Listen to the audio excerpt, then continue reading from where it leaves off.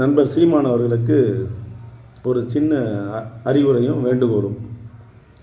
நீங்கள் அரசியல் நடத்துங்கள். உங்கள் தமிழ் பேச்சு அருவருப்பாக தான் இருக்கிறது ஒழிய ஒரு நல்ல ஒரு கருத்துக்குள்ளதும் ஒரு நல்ல ஒரு நாகரிகமான வார்த்தைகளோ இல்லை. இது என் தனிப்பட்ட கருத்து. நீங்கள் எப்படி உங்கள் கருத்துக்களை வெளியிடுகிறோ அதே போல் நானும் என் கருத்தை வெளியிடுகிறேன்.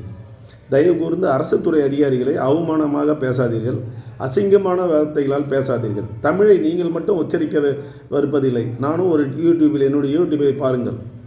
அநாகரிகமான வார்த்தைகள் இது. நீங்கள் பேசும் பேச்சு உலகத்தில் இருக்க அனைவரும் பார்த்து கொண்டிருக்கிறார்கள்.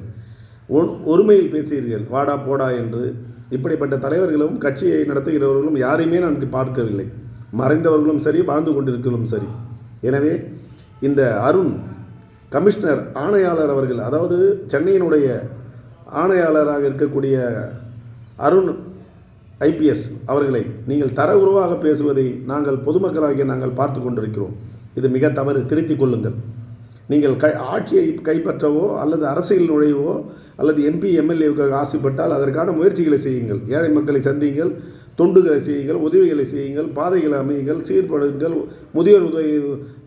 முதியோர்களுக்கு உதவுங்கள், அனாதைகளை தத்தெடுங்கள். இப்படிப்பட்ட செயல்களை செய்து மக்கள் மத்தியில் பேச்சிலே அநாகரிகமான பேச்சு, ஒரு நாகரிகமற்ற பேச்சு உங்களுடைய பேச்சிலே இருக்கிறது. இதற்கு இந்த ஊடகங்களும் துணை போய் கொண்டிருக்கிறது. மானங்கெட்ட ஊடகங்கள்.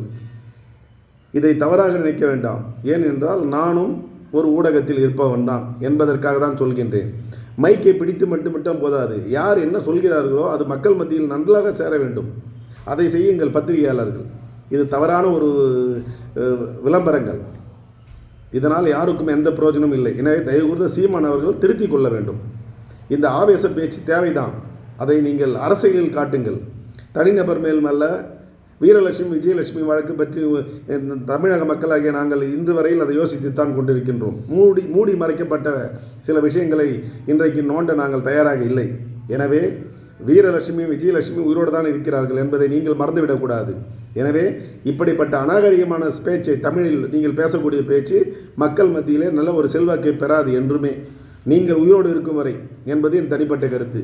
நன்றி, வணக்கம்.